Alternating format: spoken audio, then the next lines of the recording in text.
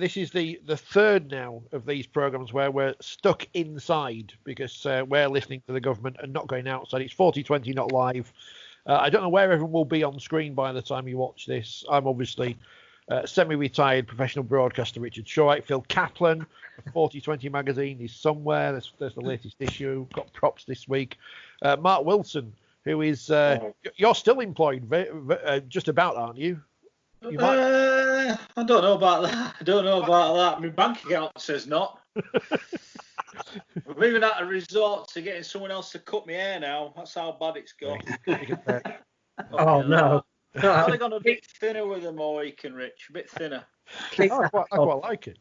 And also here is the Chief Executive Officer. I'm not even sure what your job title is.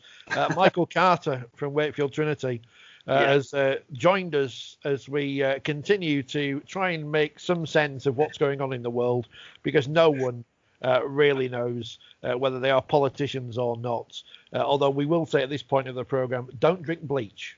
That is something you shouldn't be doing.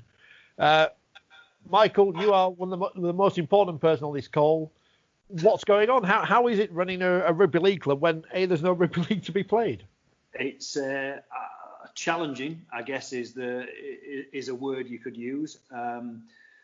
It's actually been quite a refreshing break for me in some senses, that you don't get hung up on games and the nervous tension and the relegation or promotion or all that sort of thing. So those feelings haven't been in my blood for 6 weeks, which has probably helped my blood pressure somewhat. But you're sent with other challenges at the same time. You know, how do you get a business, any business, whether it's rugby league or anything else, through what must be classed as probably the most turbulent time in history? Because never before, I don't think, in certainly in living memory or modern history, has an entire country been asked to close down, even during 2 world wars.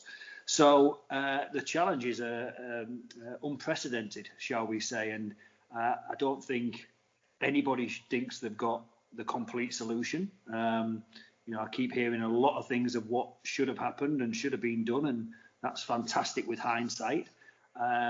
Whatever your political persuasion in life, I think, certainly from my viewpoint, the government have done as much as could be expected from a financial point of view. The furlough money that we applied for dropped in this morning, so I'm currently trying to find out whether Richard Branson will fly me to Necker for a quick sort of 4 years. Only if he gets a bailout first. Yeah, that could be the case. But I think the council have been pretty decent in their help in our situation, certainly in terms of the business grants that have been available. They were paid across pretty quickly, having applied for them.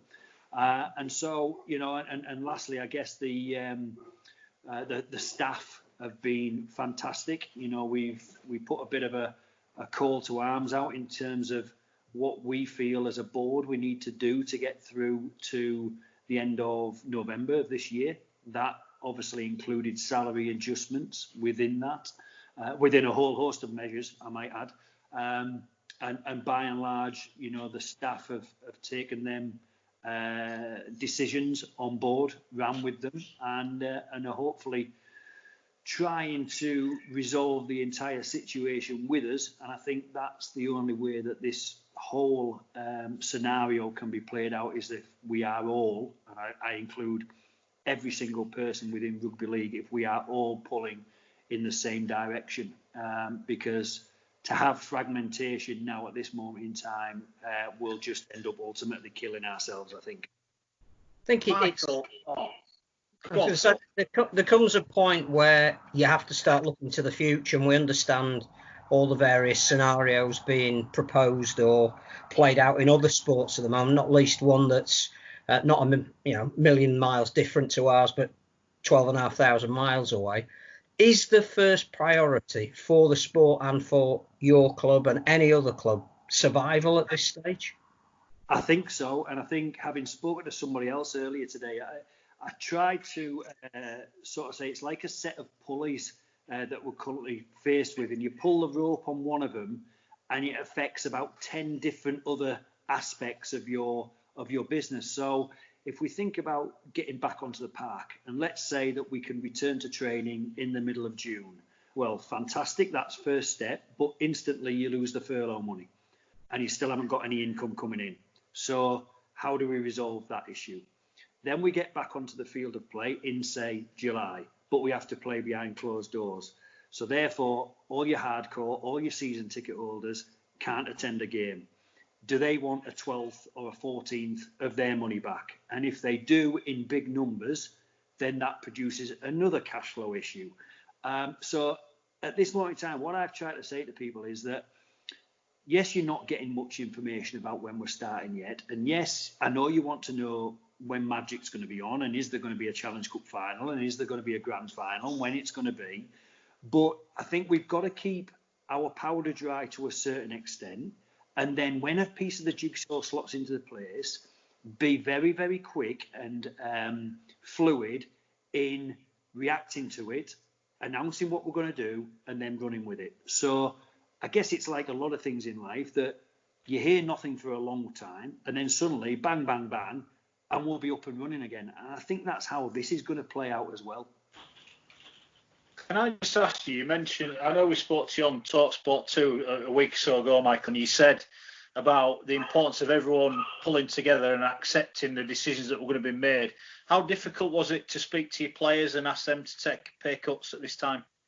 I think it wasn't difficult because it was done with the best of intentions, and it was done with the intention of getting the entire workforce through primarily to the end of November. I still think this has ramifications for next season, the season after. This is going to be a long-going thing. But ultimately, I wanted to get us through the first 3 months and then the 8 months to the end of November. So it wasn't a difficult conversation from my point of view, because I've said to the players, the staff, the coaches, whoever it may be, I will completely open our books to anybody that wants to come and view them. I am not looking to profiteer out of this.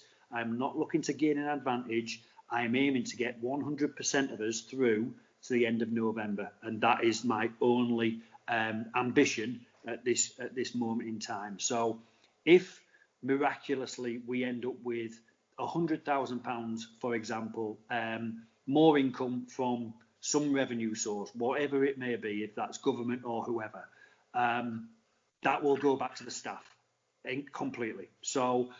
Whilst I've asked them to take quite a substantial salary adjustment at this moment in time, if there is something that comes further down the line that completely changes that, then they will benefit completely. I'm not looking to profiteer at all. And I think Kyle Hall actually said a really good thing to me last week. He said, "What I tell you today may not be correct tomorrow." And that is the situation we are in. Things are changing so fast daily that certainly from my point of view, I think I've always been a pretty honest, upstanding guy. I try and tell the truth at all times. Hold on. If that's the case, what's your golf handicap? What's your golf handicap? Officially 14. You know it, Mark. You know it. Yeah. All right. A lot was made. Sorry, I was just going to jump in it. A lot was made about players potentially under the terms and conditions of their contract becoming free agents if money wasn't paid. And a lot of people made a big hoo-ha about it, saying, "Oh, you can't stop the players moving." But no players have moved, and surely that's for the good of the sport, isn't it, that hasn't been allowed to happen? Well, I think at times you've got to disconnect the legal position from the common sense position.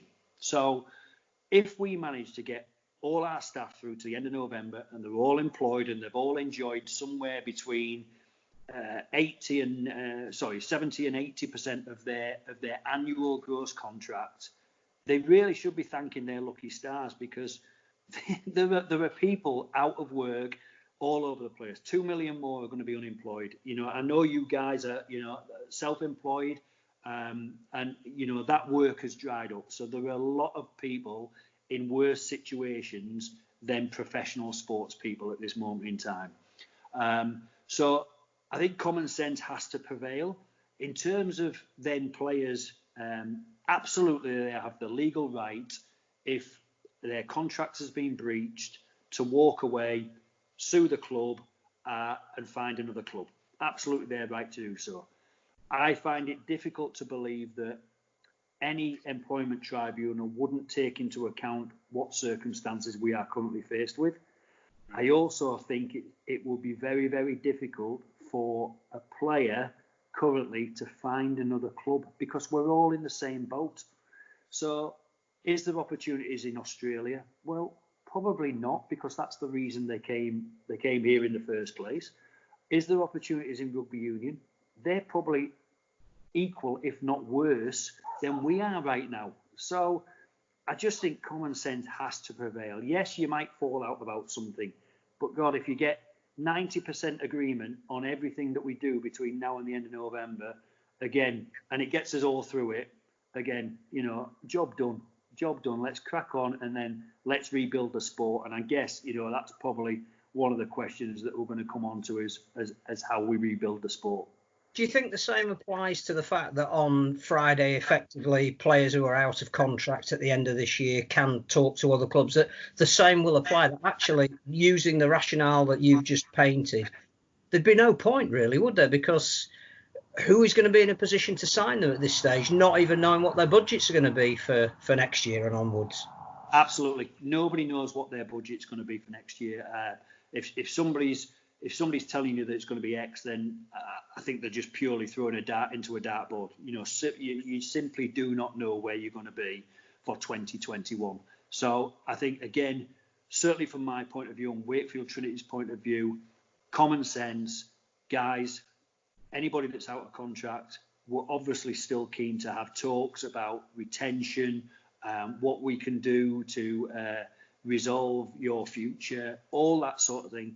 But again, it's just going to take some time. And I think sensibly, we're supposed to write to all the players that are out of contract by the end of this month. Sensibly, that deadline has been put back. So those letters now, I think it's 26th of June or something like that. Equally sensibly, players can talk to other clubs. I've got no issue with that. They've got to do what's best for them. And if they find an opportunity that presents itself, that assures their future, then why wouldn't I be happy for them? We've all got to make sure that we've got some sort of living at the end of this.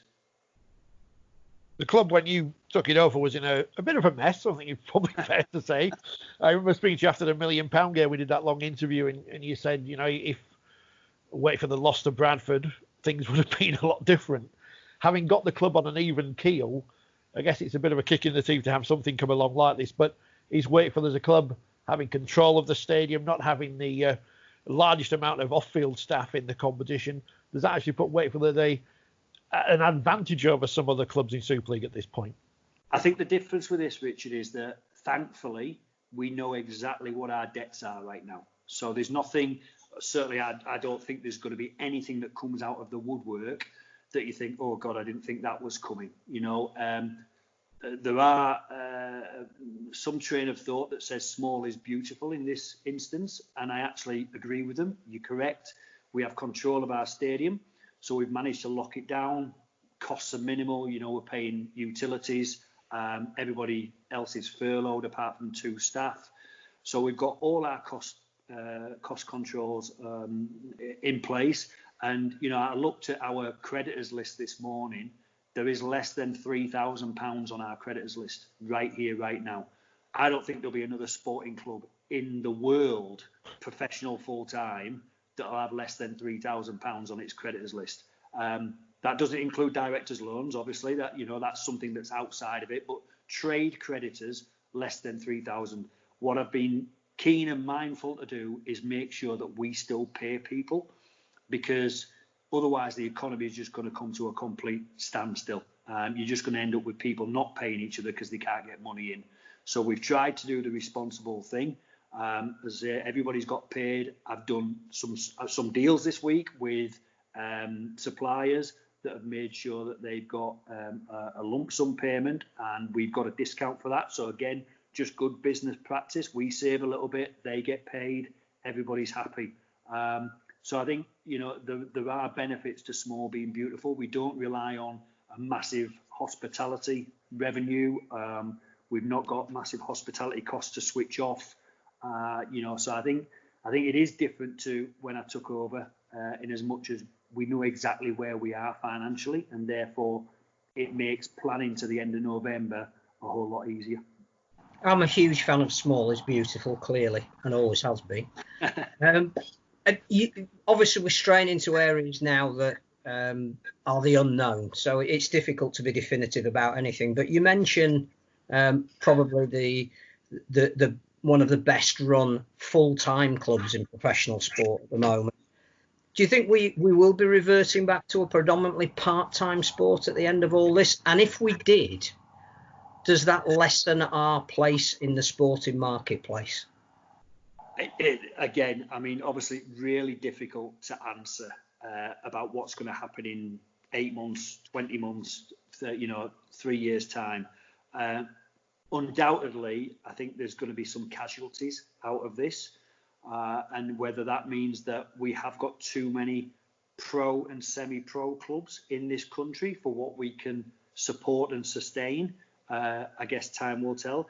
I actually, again, having talked with Carl Hall a little bit, Championship and League One clubs could actually be doing a lot better than Super League clubs in this current climate, because a lot of their payments are based on match terms, so that and their overheads usually aren't that great compared to a Super League club. So again, I think Championship clubs and League Ones, whilst having their own difficulties, could actually thrive.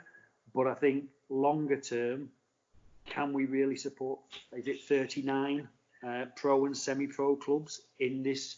In what is predominantly a north of England game? I guess time will tell. For me, I would say no.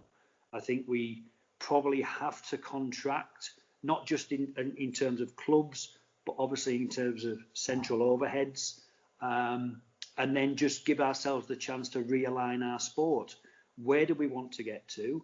And then what's the way of getting there? And there'll be a whole facet of areas that needs to apply to, ranging from first team, reserves, academy, scholarship, hospitality, a whole facet of our game. I think it does give us an opportunity to realign where we are and where we want to get to. Some people have said this could be the blank piece of paper, if you like, the blank canvas that this sport has needed. Would you agree with that? I think it can be. I think if we use it wisely, we can realign where we're at right now, prioritise where or visualise, should I say, where we want to be, and then plot that map. I think we can take this opportunity to do that. Clearly, we've had opportunities in the past to do that before, but I don't think it's been against the backdrop of the stark reality we now face. We are now facing, not just as a sport, but in life. People in the next 2 years are not going to have the same disposable income that they had, so we have to rely on ourselves. We are at the end of a broadcast TV deal. We've had a fantastic partner in Sky for 30 years. I think that, again, you talk common sense, and sometimes there isn't a lot of common sense in the world, but surely to God, after 30 years, Sky value us and we value them. So let's get together and put a deal together that safeguards the future of the sport, but equally preserves the standard of that sport that we put on our TV. Because if a broadcast partner is only going to give us £1 million to share between the clubs, well, we might as well pack up and go home now. We're not going to have a product that befits putting on prime sports channels. So I think we have got a blank piece of paper, Mark, and I do think we have got some people within the sport that can make best use of that as well. I think that's the other thing, that everything that you've just said is absolutely what we've been talking about probably for the last 2 years, about the sport actually deciding what it wants to be and how it can get to where it needs to be. But is the key to all of this leadership? Because there's going to be some decisions that need to be made that are not going to be popular. But clearly the best leaders, and we've seen it through various parts of the world with how the coronavirus has been dealt with, there are certain leaders that have enhanced their reputation. They've said unpopular measures need to be taken, but because they are respected and people do see it's for the greater good, they've adhered to them. There are others that have obviously mentioned injecting yourselves with things that you shouldn't be going anywhere near, who perhaps haven't had the same effect. Do you think the sport as we stand at the moment, if this is the jolt that perhaps it needed, do have people involved that can lead us to this next level or new level or whatever we want to, the new normal, whatever we want to call it? I do think we have got the people involved already that can lead us to that next level. I think, and I've been here, and Richard alluded to it previously, in 2013 when I took over. I think if you give people the facts and you say them honestly and you say them with transparency, they might not like them, but they'll accept them. I think the problem people have is when they are clearly either lied to or given a fudgy answer in some sort of way that does not have transparency. So, and then you also get to the point where if you tell somebody the truth and they can't handle that, well, that's their issue, not yours. So I think we have got leadership within the sport at both centre and at clubs that can guide us through this prolonged period of uncertainty and bring us out the other side. Now, I'm not going to sit here and be daft and say it's going to be a whole lot better at the other side of this, because you simply don't know. And statistics or facts would suggest that this is going to be this is probably the biggest battle this sport has ever faced. And God, we've been through some, and we all know we've been through some, but this is the biggest battle that we'll ever face. And again, if I say this all the time, if we can come through this and 99% of the sport is still with us, and that's fans and everybody are still with us, and we've got a product and we're still on the big screen and we're still producing the great athletes that we're producing, then fantastic. That would be a really, really good result from my point of view. Michael, I know some people. Oh, sorry, Rich. I know some people yesterday were critical, saying that Super League and the breakaway that you planned, if you like, it hasn't come to fruition as you would have wanted. But I guess no one knew what was going to happen has happened. Do you think that is going to be a big decision going forward? As to, you mentioned leadership. Obviously, there's the RFL, there's the Super League. Do you reckon we may come back to one entity? Yeah, I mean, it's a really good point. 2 months ago, Super League was going along. We'd started the season. Viewing figures were up. I think everybody was happy with how the game was at that moment in time. You always want better. I get that. But, viewing figures were up and were up dramatically. There was all good reports coming back from Sky. So we were quite pleased with the start of the season. Then something like this comes along and it just knocks you. So undoubtedly, I seem to have gone onto a little bit of an echo there. Sorry. Undoubtedly, you then have to look at where your business is, like any business that is out there running. I used to run buses, well documented. I used to run buses. We'd have 2 separate bus companies, 2 separate sets of overheads. We wanted to save money. We cut one of the overheads out, and we ran one depot from another depot. That's just simple economics.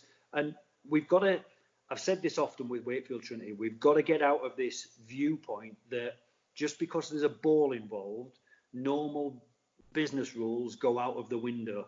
They don't. Just apply them like you would do in any other business, and then get the joy of the ball being kicked about for a bit as you sort of cherry on the top. So naturally, going through what we're going through now, we have got to save costs. We are all doing it at our clubs. So Gary at Leeds is doing it, Neil at Hull KR is doing it, I'm doing it at Wakefield. We are all looking to save costs. Equally, at the same time, we've then got to look to the centre and say, how can we save costs there? And if you've been ultra dramatic or ultra draconian about it, you've got 2 governing bodies per se. If you want to save money, you cut one of them out. That's just normal business rules. So I don't see why we should be any different in that aspect of it. Now, what I'm not looking to do is throw one camp completely under the bus and saying you're all losing your jobs. Don't bother coming in tomorrow. That's not what I'm looking to do. Where can we find synergies so that, yes, we save money? Because ultimately that's what it's all about. But whilst we save money, we preserve the vast amounts of what we're trying to achieve through the central body. Because it's no good cutting out £200,000 worth of cost if you lose £300,000 worth of revenue. You're worse off. So it's got to be done with business heads in mind. And I think, obviously, I saw the article that Neil wrote yesterday. I think that's all he's alluding to, is let's save money, but not at the detriment of things that bring revenue in. And clearly the biggest revenue is Sky. We've mentioned them in passing already. They're going to be key to how we move forward, when we move forward. As a businessman, rather than necessarily someone who is a beneficiary of their largesse, would now be a very good time to renegotiate with Sky to extend the contract in the knowledge that you are getting less money. So to perhaps look at what the NRL have done a little bit with Channel 9 and say, look, we would love to have the same amount of money on the table for the similar sort of contract length that we've got at the moment, but you need us in that you're going to have some content, however that works out in 2020, more likely 2021 moving forward on a more regular, sustainable basis. We accept that the amount of money we've got at the moment is, it's great because that's what we budgeted for, but in the real world that it's going to be from, let's say, 2021 to 2024, we accept that we need to take less, but we'll take it now to secure the future. Is that the kind of business we should be looking at doing at the moment, do you think? Phil, from a personal point of view, I absolutely concur with that sentiment that you've just said. I think that we should be going to Sky and saying, look, we've been partners for 30 years. We know that we can produce good viewing figures for you. We go in slots that aren't particularly attractive to other sports, i.e. Thursday nights. What can we do to overachieve for you guys?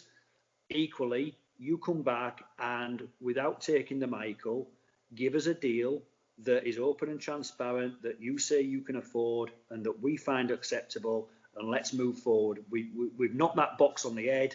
We can then all look at what else we need to do to get this sport moving forward.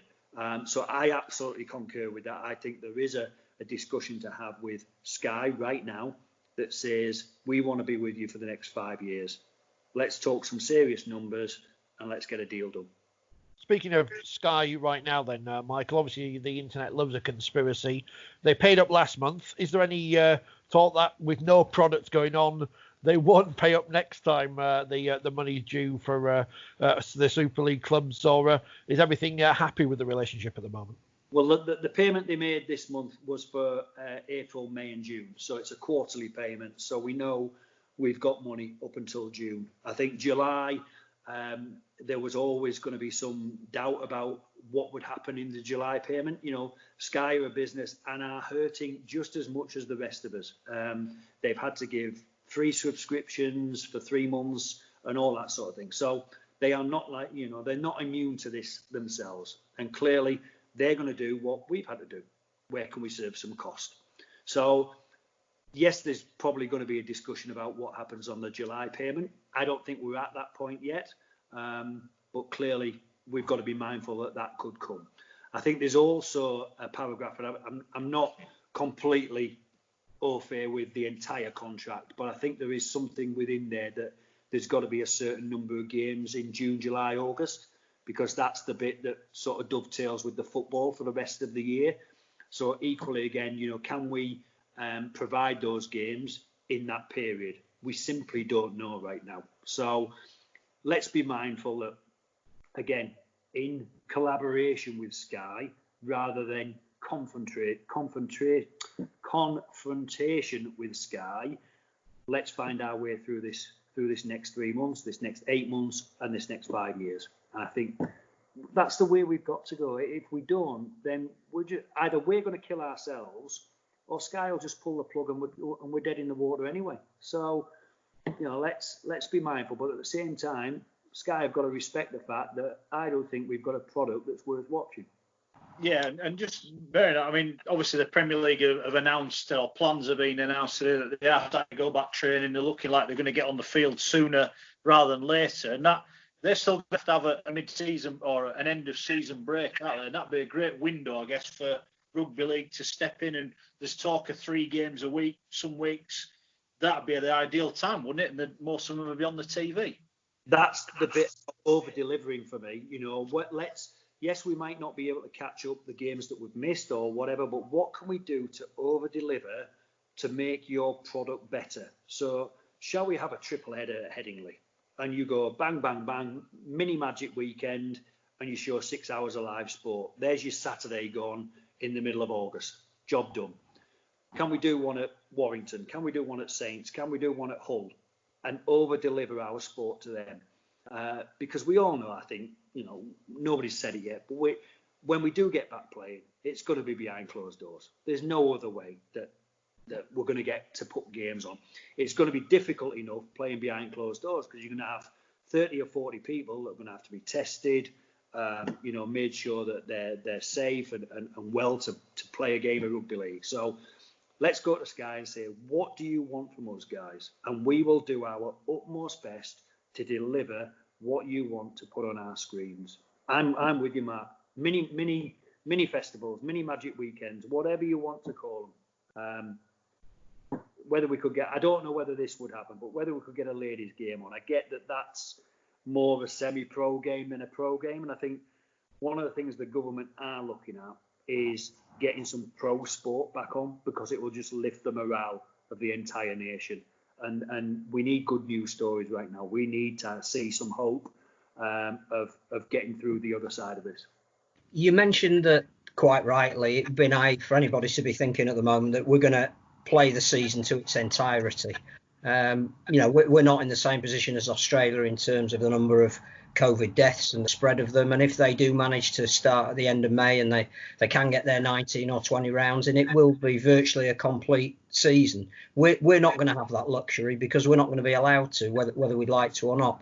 That means that the integrity is compromised, which is one of the things clearly that Robert Elston and Ralph in particular have been saying is one of the key aims of how we move forward. If we are inevitably going to have to compromise the season, presumably that brings up the question of then you theoretically cannot have relegation. In the same way, it's very hard to have promotion. And I understand, and you all understand even more than I will, that the money that people like Derek Beaumont have put into their clubs and the goalposts as they were where we started as opposed to where they are now. Should we as a sport acknowledge the fact that 2020 has to be one of status quo? I was there 2 months ago. As soon as this started, I thought we were into a period where the entire competition, both Super League and Championship, is heavily compromised. Can Catalans even get out of France? Can Toulouse even get out of France? So I don't think when we ever get back playing and we have some sort of revised calendar, it will become an exhibition season. Now that might throw the shackles off everybody. Suddenly we're throwing the ball around like Mal Meninga's passing to whoever, and we see some really good rugby league. I absolutely get the fact that Derek and Toulouse and Featherstone and a couple of other teams have invested to win promotion, but I think like Super League is going to be compromised with relegation.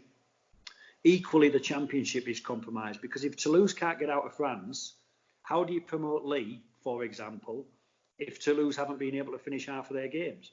I just think the longer we go with this, the sensible decision is status quo for this year. I absolutely get that the RFL, one of their sticking points with this whole split that we'll call it, was automatic promotion and relegation. Absolutely understand that and respect that. I just think that these are unprecedented times, and I just still think in any sort of fair way, especially as we've all just played sort of 4 or 5 games, promotion and relegation is, to me, just nonsensical. It's not as if we've all played 28 games, there's only 1 game left to go, and Lee are clear by 20 points, and Wakefield are struggling by 15 points and can't get out of it. In that scenario, then you'd say, yes, Lee up, Wakefield down. But where we are right now, with how we're going to be faced with the calendar, fitting games in, I do think the fitting of games in actually gives an opportunity as well for your reserve players to come in and show what they can do. I don't see any other logical position other than a sort of exhibition season. I think you can still have competitions that teams can win, and if you can, as part of an agreement between everybody, and it goes back to what you were saying right at the very beginning, that unless everybody's pulley is in the same direction, you're never going to get agreement on anything. But if you were to end up with some finals where some prize money was at stake to repay the investment, and Derek ends up playing, again, let's say at Headingley against Featherstone, and it's a £50,000 winner takes all game, but it's for a trophy and not promotion.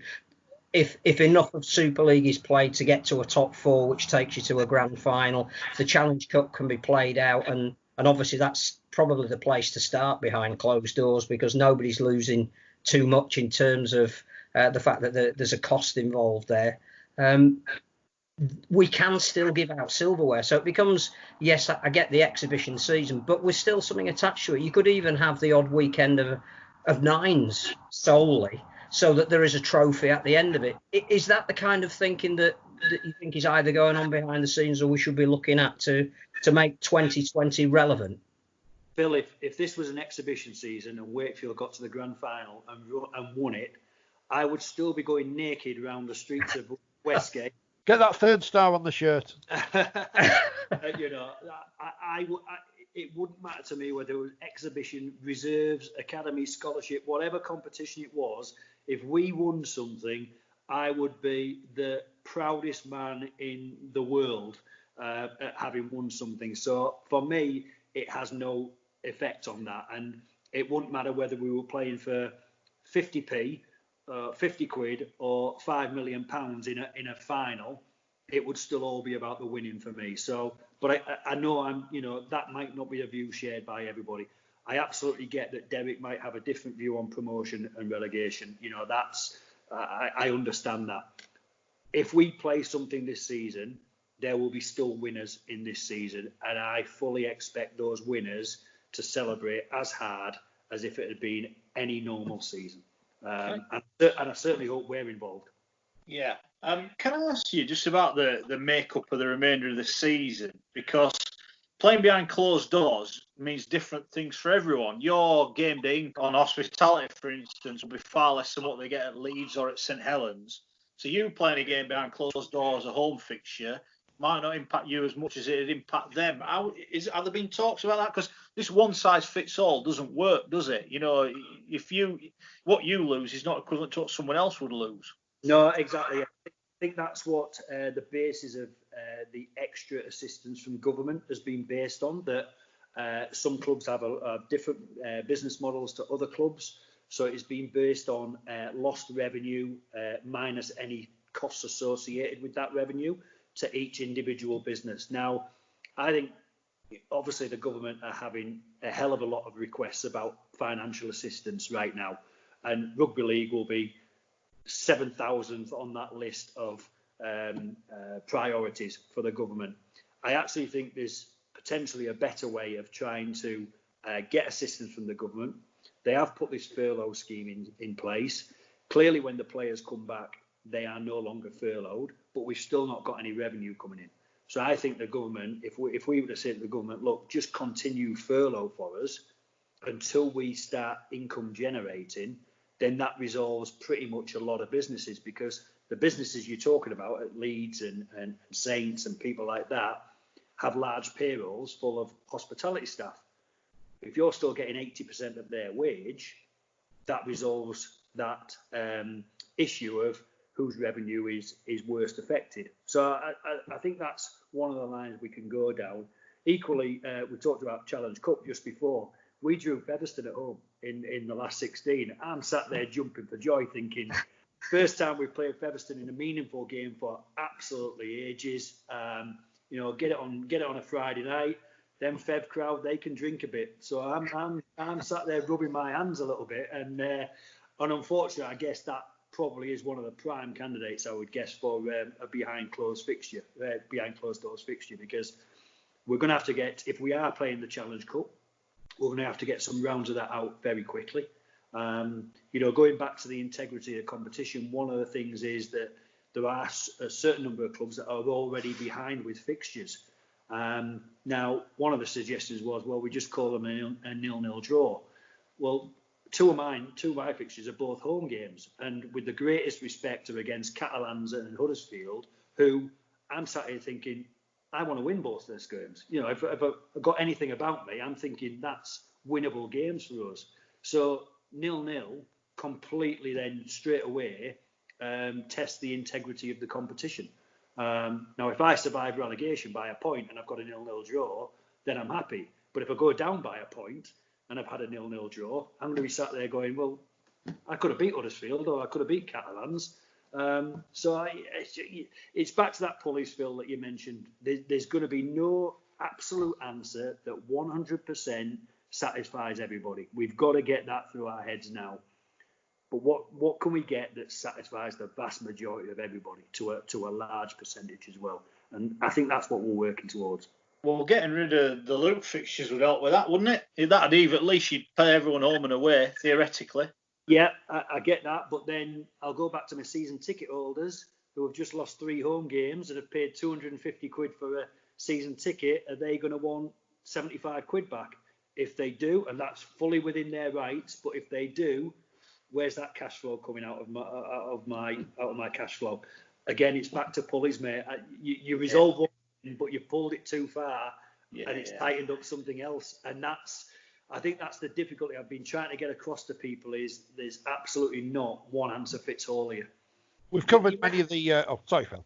I was going to say, you mentioned that sport will be priority number 7 million, which it should be. I mean, there's absolutely far more important things in life, however much, we love it and it dictates so much of our lives. But is rugby league in a better position than virtually every other sport to go for something like government funding? Because the one strength that we've always had is the work that we do in our communities. So you're not investing solely in a sport. You're actually investing in a sport through foundations such as the brilliant one you're starting to develop at Wakefield and every other club seems to have, whereby every pound that's invested is worth more than a pound to the government. So if you're talking about football, where there isn't that relationship, you're talking about rugby union that seems to, with the greatest respect to them, have lost some of those links. Are we in a better position with government than perhaps any other professional or semi-professional sport because of what our great strength is? It's a great point, and I know it's one that Ralph used very early on with the government, and you've absolutely nailed it. The work we do in the communities is invaluable to those communities. We've had a report done as part of our planning application for the redevelopment of the new site. The social value of Wakefield Trinity just within the Wakefield area is 1.2 million per year. That's what we put into in terms of taking the burden off NHS, walking centres, mental health, all those sort of great things, exercise, obesity, that we managed to deliver in schools and in programmes throughout the Wakefield area. I'm pretty sure Castle will be the same, if not more. Featherstone will do their bit. Leeds will be huge because they've got the biggest foundation department in the sport. So you start to add all those figures up, and quite quickly you can get to in excess of £20 million of social value that the sport just brings in the north of England. Now, tied to that, and again, not wanting to make too much politics out of this, but a lot of areas in the north of England have just had, for a long time, their very first blue MP. Now, what's the first thing that any new MP wants is a second term. So let's play to our strengths here. Let's, lobby the government in the correct manner, because as you quite rightly say, there's a lot of other things going on right now that are far worse than making sure that rugby league survives. But let's do it in the right way. Let's show our value to the government. Let's show them what we're doing, and let's see if they can help us help them. And for me, that's the way to go. And I think from the discussions I've had, that's what Ralph has been leading with as the leader of the governing body, and to my mind has done a fabulous job. We've had covered most of the things that have come in on social media. One, I'll come to in a moment about positives, which I'll let you think about. But Tim has mentioned, when we do get back, have we got ideas of how to play games where a contact sport was supposed to be socially distancing, possibly until the end of the year and going forward?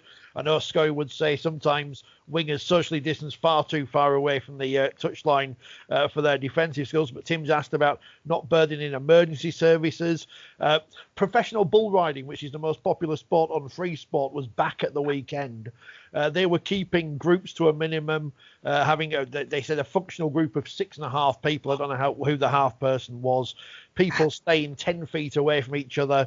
I don't know how that would work in terms of in the dressing room. Maybe you turn Cat's Bar or whatever it's called these days into a dressing room for one team and have another team get changed in celebrity squares. How are plans in place for restarting matches in an era when obviously players haven't been tested yet? We don't know. No one knows what's going to happen. It's a blank paper on that sense as well. Some would say that certainly in the 7 years I've been involved, that our defence has been socially distancing in certain games quite well, and finding 2 metre gaps between them is not uncommon. So safe to say as well that Scully never got involved in physically anywhere near anybody. No, I saw some video of him this week as well. It didn't lifting some sort of heavy fencing block thing. So he's doing his bit, isn't he, good old Scully?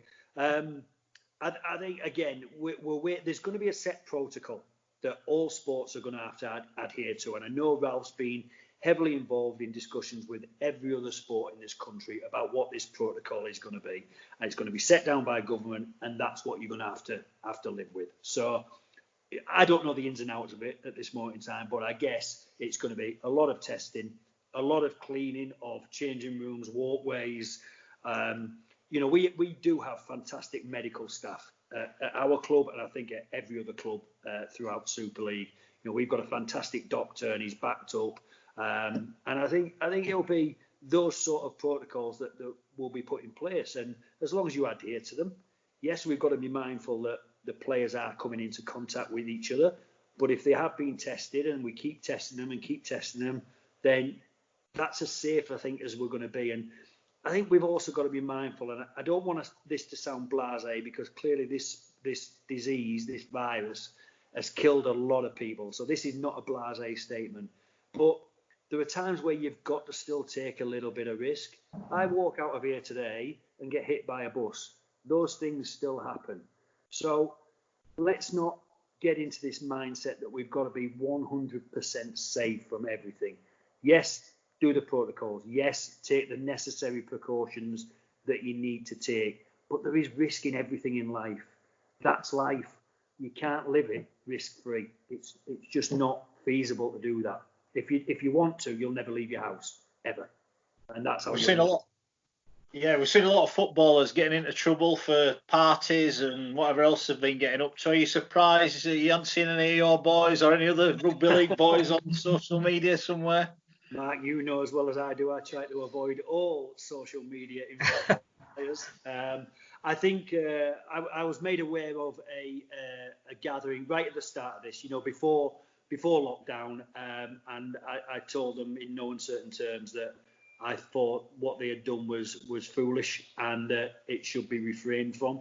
Thankfully, since then, I think they have pretty much adhered to the law of the land at this moment in time. So, I do like Richard's little catchphrase, hashtag people are idiots, because, you just stay at home, guys. I'm lucky. I'm really, really lucky that I've got a piece of land behind my house that I can clear off into with the dog and the kids and Tracy and go and have some refreshing, fun time in there. And not everybody is as lucky as that. Some haven't got gardens, and I get that. But just stay at home for a bit longer, because the last thing we want to do is have to go through all of this again. Because I do think that would absolutely kill the country if we have to do this again. We are hanging on by a thread at this moment in time. Thank Lord that, for the government interventions financially, fiscally and economically. But I don't think even they would be able to get us through this again, because it's unprecedented the amount of money that we've had to print to keep the economy going. We will pay for it later on down the line through inflation or austerity. That's coming. Get used to it. But I do feel it's the only way that we could have got through this, because I just dread to think what would have happened, if they hadn't have done what they've done. And I'm not saying they've got everything right, because they clearly haven't. But now is not the time for recrimination. Now is the time for, let's get through this, guys, and then we'll pick up what pieces we need to pick up after. One man who will be, sorry, just jump in quickly, Phil. One man who'll be happy to be at home, Mossy Masoi, gone home this week. What a tremendous story that is. And, I know I spoke to you at the time, Michael. The incident did happen at Wakefield. Is it something you thought would happen? I know when we spoke to Tony Smith, he said it'd be a miracle if Mossy could walk again. Well, he's managed to get himself home, hasn't he? Yeah, unbelievable. I was 30 metres away from the incident, and I think I was stood with Neil at the time. And I literally turned to him and just said, there was nothing in that. There was absolutely nothing in that. And I honestly thought he was just going to get up and then maybe go off, but come back on again. And then the longer he lays there, you're thinking, oh my God, he still hasn't moved yet. And to see how he was, and then to see him walking this week is absolutely unbelievable. And I couldn't be more pleased for the guy. A really, really nice, genuine guy with a young family, and you feared the worst, but I think he's had some excellent treatment at Pinderfields in Wakefield, and I know he's been really thankful for that as well, and the support that he's had from everybody throughout the game. So absolutely heartening to see. And on the same note, I don't know if you saw Jimmy Gittens yesterday with his 20 laps of his house, having never walked more than half a house before. So again, you get to see the really good side of people when adversity strikes, and that's what the spat I had yesterday on Twitter. Let's be positive. Let's show some positivity. Let's not look back and say who's to blame. Let's say, right, what have we got to do to get through this, and then let's get through it together and have that togetherness back, because clearly we've lost it as a society over the last 30 or 40 years. Is this the kickstart to get us all back together again, where we do say hello to our neighbour and we do ask them how they are and do they need anything fetching from the shops and all that sort of thing? And it's back to the blueprint, I guess, of what we were talking about in terms of rugby league, that if there's a blank piece of paper and it's now for society, well, let's build a better society on the back of it. I'm a big massive believer in pick the set of circumstances you've got and then resolve how to work them out. Not look back and just blame somebody. Blame game's not for me. I think going back to your point about the blank sheet of paper and how we move it on, you've been a very studied critic of expansion for expansion's sake. Perhaps the money that's gone into that, or the lack of criteria to determine how we move that forward. We are going to have a choice at some stage about how we move the sport forward and what we want to be. And it'll come down to a business decision of, do we want to go into new markets? And has this time, do you think, taught us anything about there's some strength in the communities that we're strong, but it makes us vulnerable at the same time? And that if we are going to have expansion, and we do need to get more kids playing the game in areas that may even have never heard of us before, if we do want to take the professional game wider so that we can enhance and attract other broadcasters in other countries or continents, how are we going to solve that dilemma that rugby league has never solved in 125 years of wanting to be strong where it's strong and move into new target areas? Does that all have to be part of this? This is probably the question I was most dreading. Probably the question that I don't know whether I'll end up sounding wishy-washy on. You've nailed me. I've never been one for expansion as such. I look at the Catalans model. Before my time, I was always told that there were two criteria: a better TV deal and a better French national team. I don't think we've got either on the back of Catalans. I'm not saying that they haven't had success in other areas, because clearly they have. They average 8,000-9,000 fans every game. Fans love going out to France. It's a mini holiday for them. So there are definitely other areas that they have completely ticked the box. Toronto, for me, has always been a team based out of Manchester that goes and plays some certain amount of games in Canada every year. I'm yet to be convinced about the validity of them being in our competition. Again, that's just a personal viewpoint, and I absolutely get that people will call me a dinosaur and say, you've no mind on the future. I've always been fixed on, can we make rugby league the next best alternative to football in the north of England? I think that's a realistic aim for us, so that when fans of football do not have a game, they pick up their phone, find a fixture list and say, Saints are playing Warrington tonight, Everton are away, I'll go and watch Saints versus Warrington instead.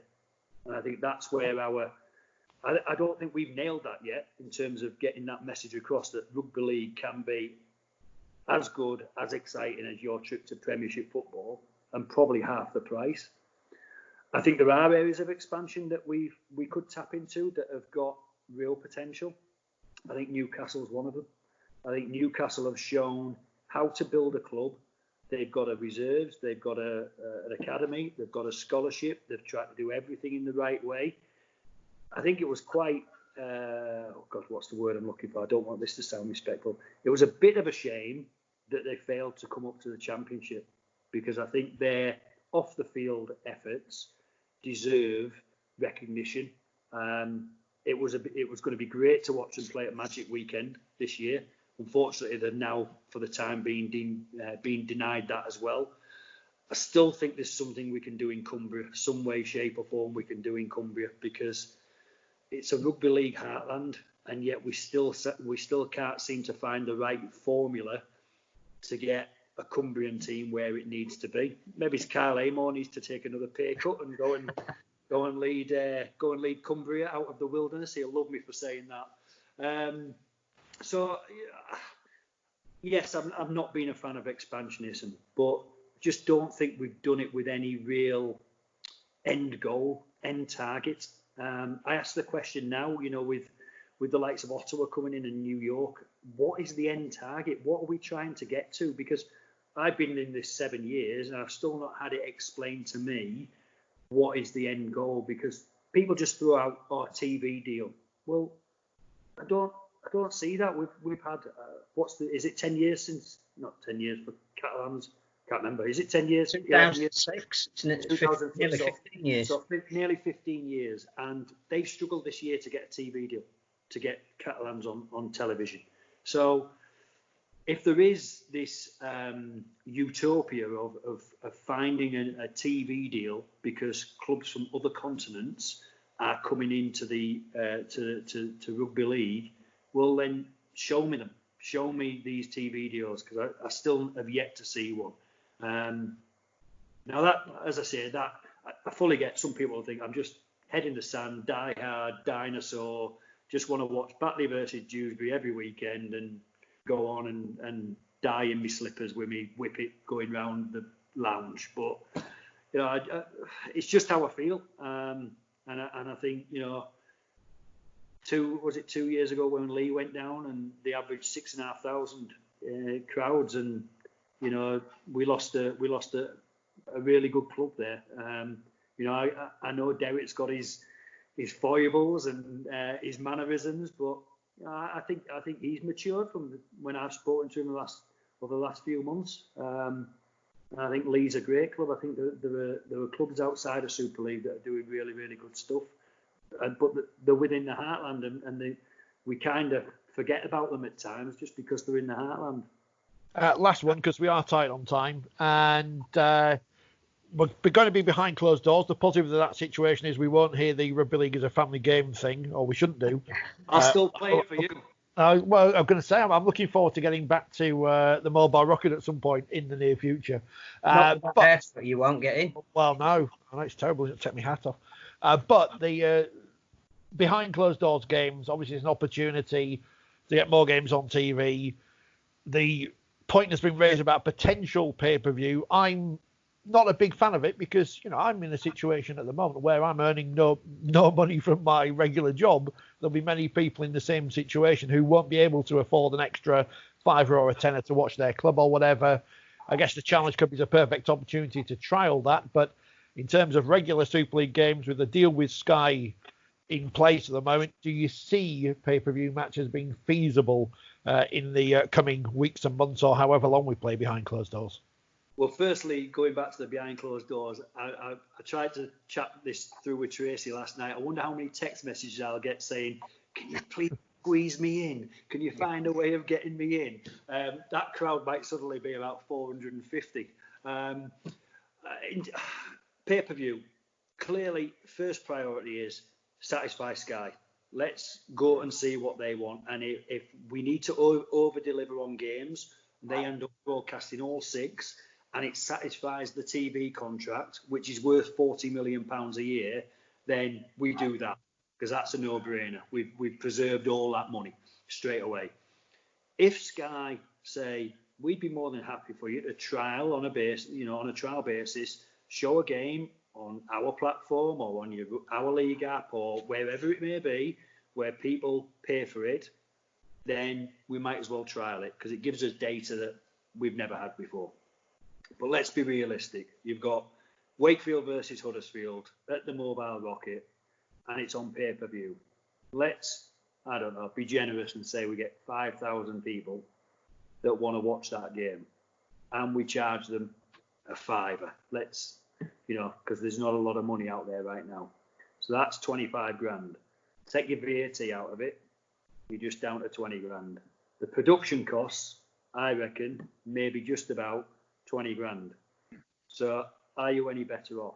Probably not. It's a real difficult one to, and I'm being very probably loose with my estimates of what it does and doesn't cost. But I don't think it's the game saver that we think it could be.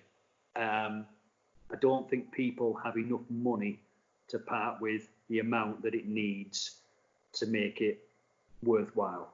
So I'm not against trying it, absolutely not against trying it. I think we've got to see what Sky want first.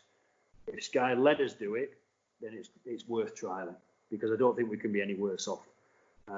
Equally, your production costs might not be there, because we have a camera at every game, but then you're going to lose quality. And will people buy it? It just becomes a vicious circle, doesn't it? So it's a tricky one. We've got to explore everything for revenue, because we're all short of it right now. I'm not sure it's the complete answer, but it might be worth exploring further. Michael, thank you very much for your time this afternoon. Stay safe. I was just going to ask one final question, if that's all right, to which, again, there isn't an answer, but does it need to be thrown into the pot of things that we're thinking about? 2021 looks like being a potential watershed season for the sport. We're building up to a World Cup here, which could be the profile that we all need to get us out of where we are at the moment. Should we be doing anything as part of these discussions to make sure that 2021, even if it's a slightly shorter domestic season, if we're going to have less time pre-season to prepare for it, should that be on the agenda as well, that we need to protect 2021? I think we can't go forward without looking at the medium and long terms, because if we find a scenario for next year that ultimately kills us, we might as well not bother now. So we've got to have one eye on next season and the years after that as well. As Sod's Law would have it, we had a year where our World Cup was pretty much standalone in the calendar. Now everybody's postponed, and they're all going to be next year. So suddenly we find ourselves again fighting for column inches in the round of World Cups and Olympics and whatever else is on next year. So fortune conspires against us again. But I'm absolutely with you that we've got to have one eye on what gets us through the long term as well, because as I said, if we're going to get through all of this and what we've got at the end of it isn't worth anything, well, what's the point? We might as well lock up now, close the doors. Me and Mark can go golfing in about 3 months' time on a 2-ball, self-isolating. But Presumably playing on different sides of the fairway as well. Yeah, usually is with Mark, and then he just pulls out some sort of magic putt from somewhere. But yeah, I'm with you, Phil. And whatever next season looks like, we've also got to be mindful that there is a World Cup at the end of it, and we want to be showcasing our stars as best we can in a World Cup. The NRL are already going to have a head start on us in that respect, so we're already batting against the wind. But we are at home. I think we've got a good group of players. I think we've got an outstanding coach, and he could be the guy that, for me, is the missing ingredient from where we were last time. So we've got to give him every opportunity and every chance to fulfil that promise and fulfil that dream. And we've got to be mindful of that when we are planning next season. Cheers. That's the positive ending that we wanted. We're going to win the World Cup. Are we all off to do the SCOI workout now? Oh, I've got some of them blocks up at the farm if you want to come round and no, 2 metres. No, can't. No, we're not that out. No. I presume he's been down a local building site. He'll have found it on his street. The barricade stopping everybody getting in. Stopping them getting out, that's the main thing. Yeah. Michael, thank you very much for your time. Mark, Pleasure. Phil, Cheers. We'll see you again at some point in the near future. This was 4020 and not live. Keep sharing, keep leaving positive reviews and all the things you're supposed to on social media that we always forget to say because we're not as professional as these younger people who know how to do podcasts and videos.